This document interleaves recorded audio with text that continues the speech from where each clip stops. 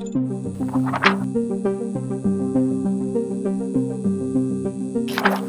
live in a democracy, the United States of America, 244 years old. In fact, today happens to be the 100th anniversary. Women's suffrage. Women were allowed to vote exactly 100 years ago with the passage of an amendment to the Constitution. That means that the Constitution, what we had 240 some years ago that established us with the Declaration of Independence, our independence from the Crown, and subsequently establishing a set of rules, is up for change, is up for review, and sometimes through protest, as it was the case 100 years ago when the 19th Amendment came into play. It started because of a protest made by Susan B. Anthony when she went out there and she actually voted. That was a protest. Now today we see all around us protests, democracy, challenges to the government, challenges to our way of life. And so today we're here to talk with two incredible individuals, one of whom, on my right to your left, is Joseph Kazazian. He is a community activist, an activist with the ANC, and a counsel, criminal lawyer. He happened to be at a protest where Armenians were protesting against the Azeris just a few weeks ago, where an Armenian priest was abused.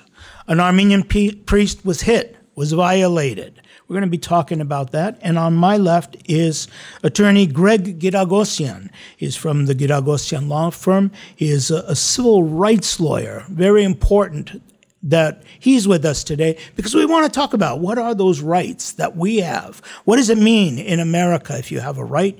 Do you have the right to do whatever you want, whatever you please? What does the Constitution guarantee us? So with that, thank you very much for being here.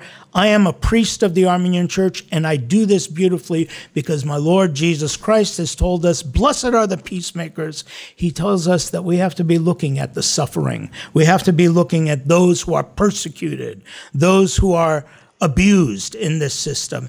And so with no hesitation, I'm excited that these two gentlemen are with me today to talk about what happened a couple weeks ago and what its implications are. So let me begin with you, Joseph.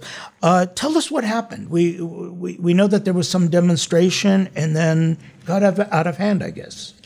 That's correct. So as many of our viewers do know who happen to be Armenian, and those who don't, we are in the middle of a conflict with our belligerent neighbor, Azerbaijan. And as a result of that, protests were organized by the AYF in support of our troops back home in Armenia who are essentially fighting in the middle of a pandemic against Azeri aggression. And as a result of that, these protests were organized in front of the Azeri consulate in Los Angeles. For the most part, the protests were very peaceful. Everybody was following the proper guidelines. In addition, in the middle of that protest, it was clear that the Azeri side was armed, and we now have video evidence of that. And through the process of, keeping these two sides separated, a scuffle escalated. I want to say maybe fortunate enough, maybe right place, wrong time, I don't know, to witness some of the events that occurred and had a very good understanding of who the aggressors were in this situation. And when the violence broke out, so to speak, it started over a Azeri protester as he was walking by what appeared to be a car who was coming down the opposing street, which had Armenians in the passenger compartment, took the flagpole and tried to assault some of the young women in the car who were, if I were to guess correctly, were under 18, so underage. And some of the people who were behind the police barricade noticed that. And when that occurred is when everything kind of came to a head, and which culminated in one of our priests within the Armenian Church being struck by an LAPD police officer. And he was just struck because he was standing there? Was he violating anything? What was the reason? What happened there? So my understanding of the situation, what I witnessed, was that he was there to make peace. And you quoted from Matthew, which, you know, blessed are those who are peacemakers, for theirs is the kingdom of heaven. And that is essentially that was his function there. He was not only there exercising his rights, but he was also there to make sure to keep the peace, and he was also working in conjunction with some of the LAPD officers to make sure that, you know, calm was maintained. And so, Greg, you are representing this priest, Father Balram, Correct. And so what's that representation entail? What you're representing him against, or what's the case? I'm representing Father Bagramyan in a civil rights action against the Los Angeles Police Department, and specifically one officer, Officer Ruiz, who was essentially the officer who used excessive force against Father Bagramyan.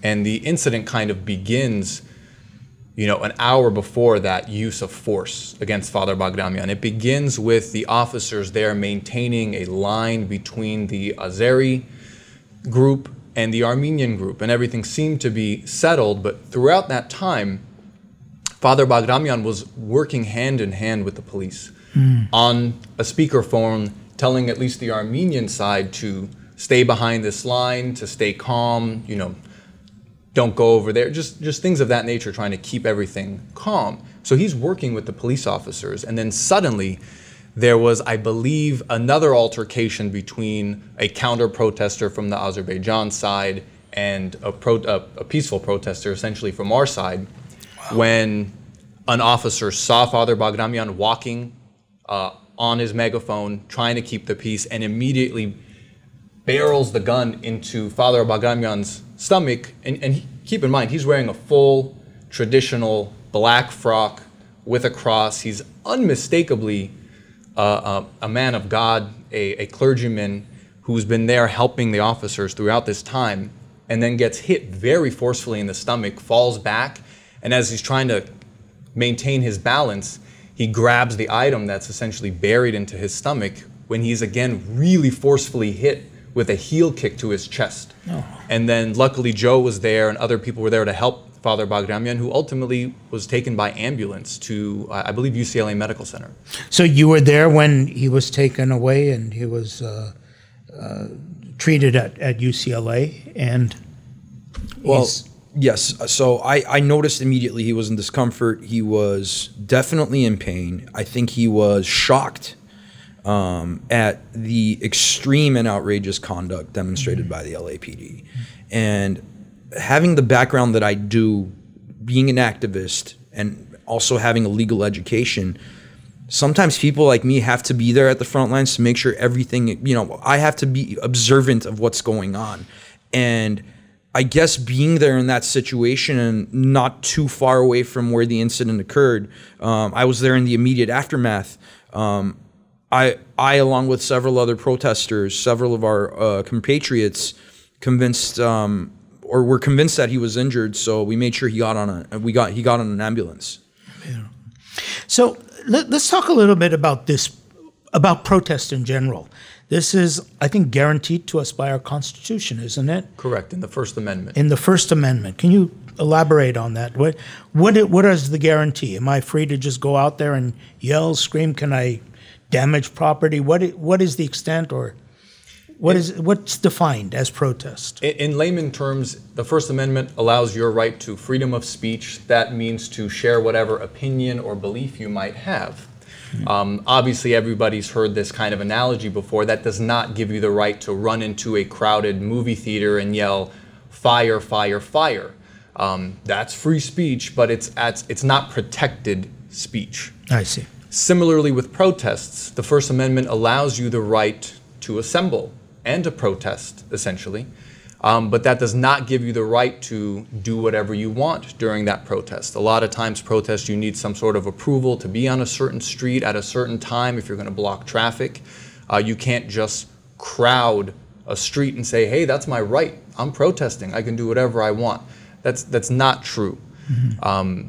So as long as you're abiding with the laws of where you're protesting, there should be no problem. You cannot be prevented from protesting. One of the questions I know keeps coming up, especially because we deal with so many immigrants who have just come here. Do these laws, do the protections of the Constitution apply to everyone or to citizens only? It applies to everybody. Anyone? Correct. So this priest, well, his citizenship should never be questioned. He happens to be there and he's involved in a protest. So he's covered by all the rights. Assuming his citizenship was illegal for whatever reason, or he's not documented or whatever, he would still have the right to bring a civil rights action. He's still protected by the First Amendment. What that might do to people in terms of another organization looking into you is a completely different story. But in terms of bringing a civil rights action, they are not allowed to argue, you're not even a citizen, these rights aren't intended for you. That's just not true. That's incorrect. On that same line, Joe, I know you've been with the, as a community activist, you've been with ANC. A few years ago when Turkish president was visiting the White House, there was an incident where his bodyguards engaged with some Armenian Americans who were standing there. And I was annoyed because all of the press was about the Turks were at the Armenians instead of saying these were Americans.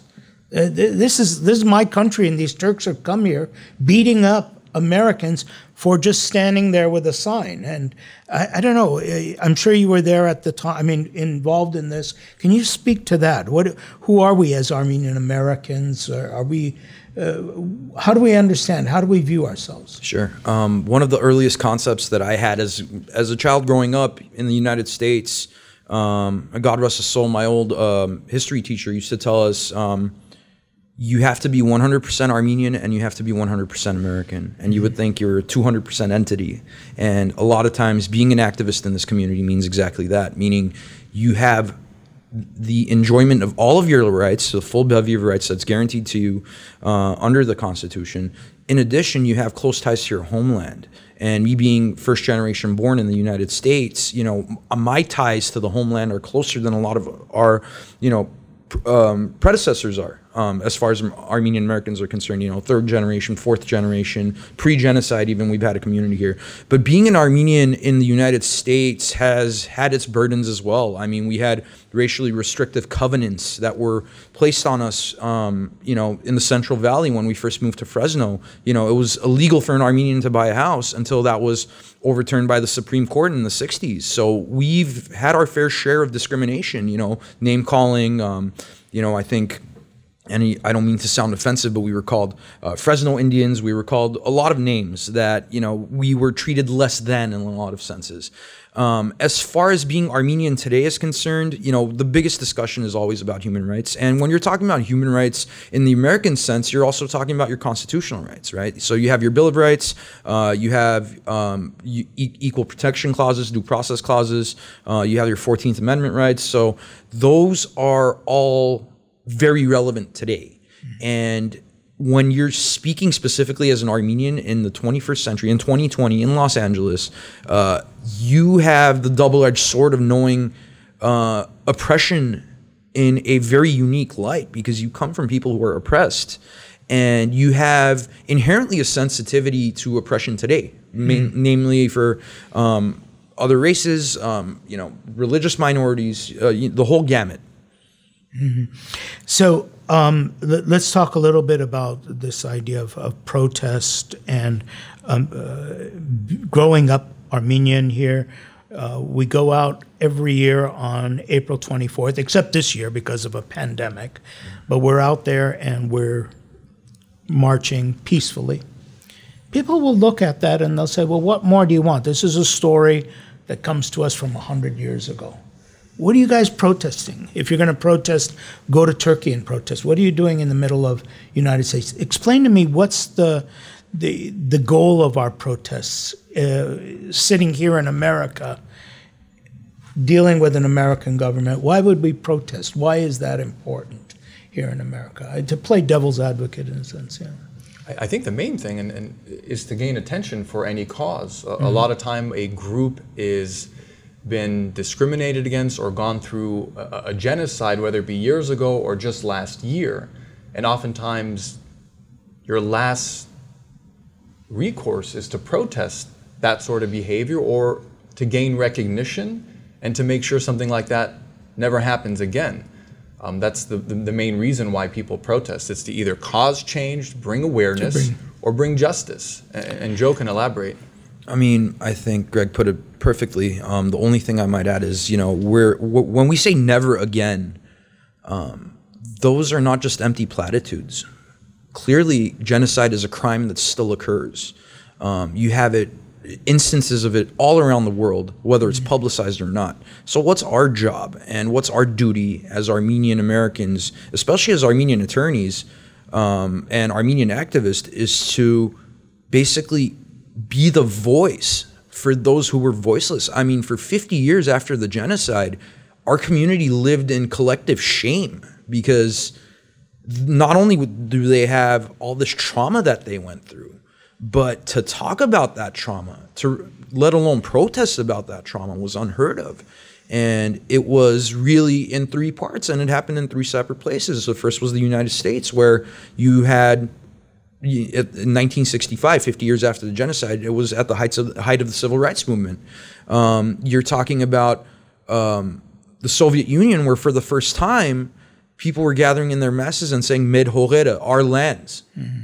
And it was this concept of a global Armenian movement. And the first place, mind you, this is probably my favorite factoid about our cause, is in Uruguay, of all places, the Armenian genocide was recognized for the first time in 1965. So you have this collective consciousness of, we just went through this tragedy, and 50 years later, we're starting to become vocal about it. Mind you, the term genocide hadn't been coined until 1943 by Raphael Lemkin, who was instrumental in the UN Convention on Genocide. So the long and short of it is, you want to raise awareness, because it's not just about one type of crime, whereas genocide, it's about injustice everywhere. Because if you don't call out the injustice early on, it could lead to genocidal action. So it's important to just be out there. Well, in that sense, 1965 civil rights movement, it kind of like pushed us a little bit, maybe a lot. I know it was at that time that we started to work on the monument here in Montebello.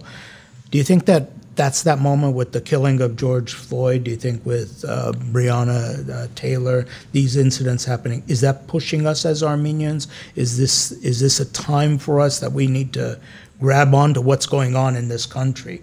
Or would these things just be independent of these events? Sure, and I think that's a fair point to raise. I think at the very least, at the bare minimum, it's going to, or the time and place that we're living in right now is going to force us to have those uncomfortable conversations. What is our role as a people? Mm-hmm. How are we as allies to other races, to other people who suffer injustices of all kinds, right? Mm-hmm. And that's the bare minimum.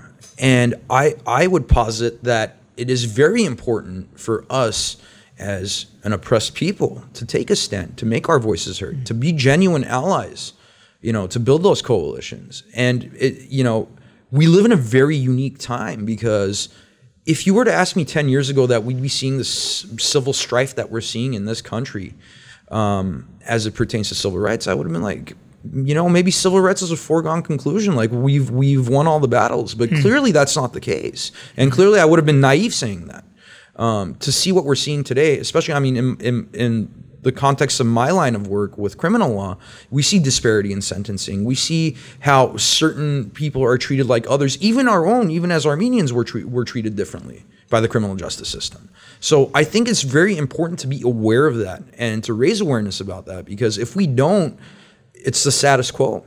You are losing your civil rights every time a court comes out with a decision that's not in your favor because somebody refused to fight about it. Greg, as a civil rights attorney, what would you say? We hear a lot of people say, get out there and vote. We hear people saying that you stand up for it. What would you say is the single most important thing that we need to do as individuals to safeguard the loss of these civil rights, human rights? I think the answer is simple. I think educate yourself. Mm-hmm. Educating yourself on your rights is not an easy task, but it's a task that can be done. And thanks to people like you who are having the conversation and bringing light to what somebody's rights are is exactly what the Armenian community, and honestly the entire country, is something that needs to be done. We're hearing a lot of people, every day there's a new video of somebody in a store yelling about their rights with respect to wearing masks. And in my mind, I'm always like, you don't know the first thing about your rights. Why are you yelling about anything when you're clearly unaware of what your rights are and what kind of protections you have and what an owner of a private business can do or not do when you're in their store? People are not educated. And I think that's the first thing that needs to happen for us to protect ourselves. And with respect to your last point and George Floyd, you know, that was a culmination of years and years and years of that sort of brutality that went unchecked for so long, where it hit a boiling point. And we see now these protests have evolved not just about police brutality, but about various disparities we're seeing in our society, whether it be a wage gap, whether it be people who don't have, you know, the ability to make a living. The topics are growing one by one, because I think people are realizing if we don't protest, if we don't bring awareness to an unjust situation, it's going to keep getting worse and worse and worse until we see a George Floyd type situation in another scenario. And we've been seeing in Los Angeles alone, the homeless situation has gotten so out of hand. And in my mind, I'm thinking, well, no one's been doing anything about it for so long. Of course, it's going to get worse and worse. And now people are out protesting that. And I think a large part of it is because this started with this outrage from what occurred to George Floyd. So in a sense, this has been a wake-up call for our country, not about just police brutality, but about many, many, many things. I was up in Fresno over this weekend, and when you mentioned that about some of the difficulties we had as Armenian people back in the 30s, I remembered because I saw so many names. The Boghosians had changed their name to Paul, Bedrosians to Peters, and we had to do this just for survival, nothing else, just so we can get along in this life. If you had something to say to Armenians today, what is the challenge in front of us? As Armenian Americans living here in this country, what is there to do for us? Well, if I were to list all the challenges that we have as a community, I don't think we'd have enough airtime on the show, to be quite frank with you.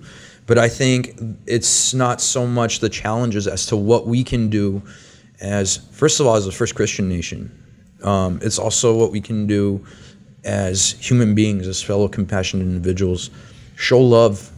It's as simple as that. Love your country, love your neighbor, understand that you are, and maybe this might sound a little ethnocentric, but we kind of are chosen in this weird sense, because we've survived so much. And now, you know, while there is oppression everywhere, we are not seeing 1915 or Turkey. You know, we're in the United States in 2020, and we have a voice, and it's up to us individually or collectively to use that voice for good, to use that voice for love. We're not seeing 1915 Turkey, but in Armenia, something is happening, and something's been happening for several years, but it came about a few months ago when we were attacked by the Azeris. Can you address that? What brought on this protest? Why are we at the Azeri consulate talking about this, protesting this? So our story is a story of self-determination, which I think every nation, every people, every individual has a right to. And when you're talking about specifically the Artsakh movement in the 1980s, the late 1980s, you know, it started in February of 1988, really, and I was probably 2 weeks old when it started, which is kind of funny when I think about it. But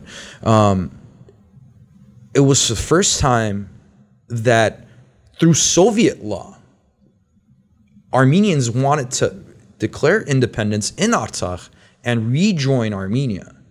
And it was about Miyatsum. That was the chant. We wanted to unify. And the reason why was because there was this guy named Joe Stalin who decided that he would take this pen and arbitrarily carve out a piece of historically Armenian land and cede it to Azerbaijan and say, you know what, take care of it. He had a specific policy. he would intentionally divide up ethnic groups so that one ethnic group would not have power over the other. He moved the Chechens from the North Caucasus to Central Asia. He moved populations as he saw fit. And of course, with that came purges, political repressions, you name it, the gamut.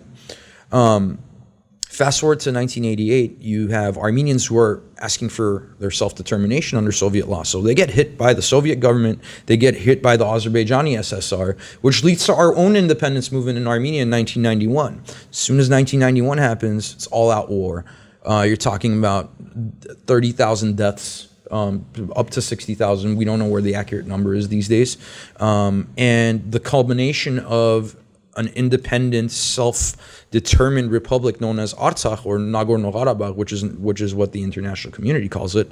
And to this day, you have belligerence from our neighbor Azerbaijan. You have complete blockades. You have threats of President Ilham Aliyev saying, I'm going to go have fish at Sevan. I'm going to go walk into Yerevan because he literally wants to start a war because he can't justify the legitimacy in his own country that he has. He is a dictator. He is a narcissistic head of a petro oligarchy. And instead of giving his people the rights that we've been talking about today, it's easy to scapegoat the Armenians because you know what? We've been scapegoated for millennia. Let's put it that way. Right. So that's where the situation is with that. Okay, so basically what's happening in Armenia today can, in fact, become another 1915 if we're not vigilant. I mean, that's what it looks like. Sure. Because these Azeris, I want our listener, everybody should know, are basically carved out as well. They're basically the Turkish people, right? Sure. So as the saying goes, I mean, you know, the Republic of Azerbaijan, Coca-Cola is older than the Republic of Azerbaijan. It was created in 1918. Again, it was just like how most of the African republics were created by England. It was just carved out. They decided, you know what, ethno group, you know, they're a little too far away from Turkey, so there you go. You guys are Azeri. We'll slap on that title for you. Yeah. Just to give it some context, because a lot of times when we talk about things like this, it's the Turks, the Armenians, but specifically the town of Tavush. Something happened there a couple months ago, and that's what stirred up the pot again. Can you talk about that incident? So sure. So Tavush is the northernmost Mars, or the state or province in Armenia. So it's in Armenia proper. Where this has nothing to do, at least optics-wise, it has nothing to do with Artsakh. Mm-hmm. It's the Republic of Armenia proper, internationally recognized. And what happens is Azerbaijan decides on a whim, in the middle of a pandemic, to launch attacks on peaceful villages that happen to fall within Armenian territory right on the border. And in that process, not only are they trying to shell villages, they hit a company, or they hit a factory that is producing PPE, so masks and, you know, all kinds of equipment for what we're facing today in the middle of a pandemic, right? And that, of course, escalates. You know, there's a loss of lives on both sides. We lost 5 Armenian soldiers, I believe. Mm-hmm. And unfortunately, the belligerence in the middle of a pandemic is just something that cannot be ignored. But because it has to do with the conflict itself, because Armenia is kind of unheard of on the global scene, it pretty much is unheard of. So it's up to us to raise awareness about it. And that's kind of how we ended up at the Azeri consulate in the first place. Mm-hmm. And my understanding at the protests, we were there not calling for war or more aggression against Azerbaijan for what they had already done. We were there specifically calling for peace, calling for the same ceasefire that the United Nations has asked numerous countries to agree to amidst this pandemic. And while we're at this protest, calling out for peace, we're met with a counter demonstration by a group of Azerbaijanis who, like the various other protests we've seen in Baku and other places, they're not just saying, they're literally calling out for kill them all is part of their chants. Wow. You know what I mean? Wow. Let them die. In Baku, we heard them chant the same thing a few days later, end the pandemic, start the war, is the chants we're hearing from these Azerbaijan groups. So every time we're protesting, calling for peace, we're met with aggression by Azerbaijani counter-protesters. It's something I've never really seen before, and it's why this incident, specifically in Los Angeles, where Father Bagramian was hit, was surprising to me. We are there calling for peace, and we're met with aggression. And that aggression ended up resulting in us being silenced. And we're seeing that happening in various other places. I believe I want to say in Moscow and in Berlin as well, these same sort of counter-protesters come, and a situation arises where it gets violent and the protest needs to come to an end, like it happened in Brentwood. And that's, I think, part of their strategy, is to create this sort of unrest where we're not allowed to voice our opinions and protest, even though the protest is calling for peace, Right. which is really an outrageous concept. But I think that's something we're going to see more of from Azerbaijani intentional counter-protesting like that. So the chants were "kill them all" to the Armenians. Things of that nature. I forgot what the exact quotes were, but they were not peaceful. I think this makes the point of why we're doing this, why we need to keep talking about this. It always amazes me that at April 24th, when we're looking for people to recognize the genocide, that it's even a conversation. Well, let's discuss it. You would never think about somebody saying, let's discuss the Holocaust, or let's discuss slavery in this country. For some reason, the Armenians, yeah, okay, why discuss it? It's happening in the same way with this. I cannot imagine any other ethnic group today on this earth allowing another group to say, kill them all publicly. Publicly. Where would we be? Where would any other ethnic group be right now? But for some reason, it hits us, and we're supposed to deal with it. I don't know. And to me, this is the strongest case made for why these two gentlemen are here. And I only wish you the best, because and ask everybody to as Greg said, educate yourself, learn about these things. You know, we are there's more people every single day on Los Angeles freeways than there are Armenians in the entire world, you know. So let's put it in perspective. If we don't make some noise, if we don't know our own history, nobody else is going to be teaching that. So that's the preaching from me. But I'm going to give you guys the parting shots on today's talk. In terms of people educating themselves, the main thing I'm surprised people don't know is when they have a right to be searched, what they can say to an officer under a certain circumstance when an officer is asking them questions. There's that kind of beginning interaction with officers that I'm really shocked people are not familiar with. And I can go over that in a lot of detail, but it's difficult because each scenario is really different. Obviously, it depends on if you've just done something wrong versus if you're in a peaceful protest. For today's purposes, when you're involved in a protest, you should be complying with an officer's requests to be on a certain side of the street or to be out of the street or whatever it might be. An officer's commands is not a violation of your civil rights automatically. An officer telling you have to stay here or wait here or do this.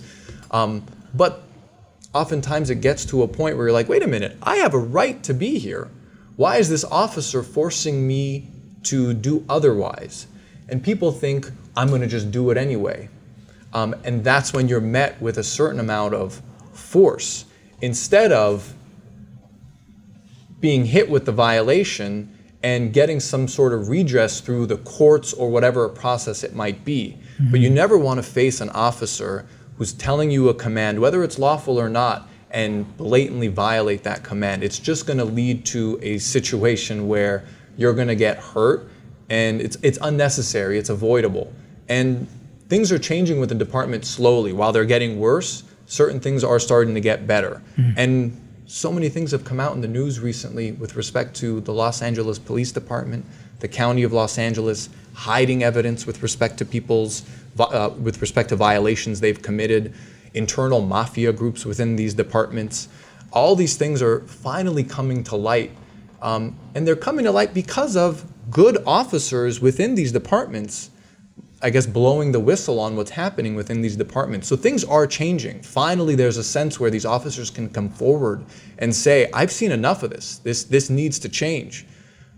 So I have great hope for where this country is going. We're going through this very awkward, uncomfortable time where people on one end think the other side is completely crazy, and the other side thinks the same thing about their ideals. But I think we're going to come out of this in a very good way. This is a defining moment for our country. I'm really looking forward to seeing where this leads. I appreciate that optimism. I mean, what it is from your mouth to God's ears.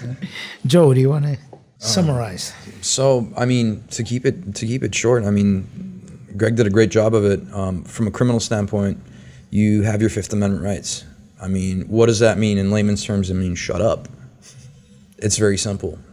If you have a constitutional right against self-incrimination, so a lot of times I will tell people, don't talk more than you need to. Remember, it's the state's job to prove the case, especially in a criminal context.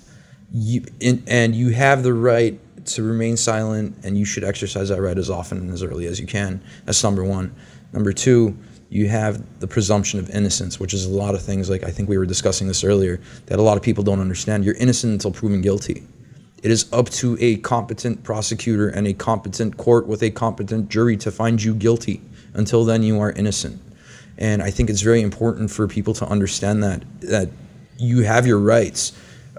You have your Fourth Amendment rights against unlawful searches and seizures or unreasonable searches and seizures. We always talk about our First Amendment rights, but you have constitutional rights that go in through every amendment, and some of them happen, I would argue some of them are just as important as the First Amendment, if not more important. So I think it's important to be mindful that when you are stopped, if it's a lawful order, you stop, you comply. If you don't have to consent to a search, the officer can reasonably ask for a warrant in those scenarios. So I think it's very important to be mindful of those things. Of course, it does vary situation to situation. There's a totality of circumstances, and but that's going into the weeds with the law. But there are basic fundamental rights that you have as a human being, and it all starts with our Constitution. And those basic fundamental rights are essentially universal human rights, but I don't think a lot of people have that understanding. So I think it's important to be educated on those things. Okay. Well, I want to thank you again for coming and sharing these ideas with us, the audience, and I think I want to end it just saying God bless America, that we have this opportunity to sit here and talk and discuss. And I think I always like to end it with that, because we really don't realize what a privilege it is to be able to have this kind of open conversation. So thank you for obliging me, and God bless the two of you. Thank you for having us.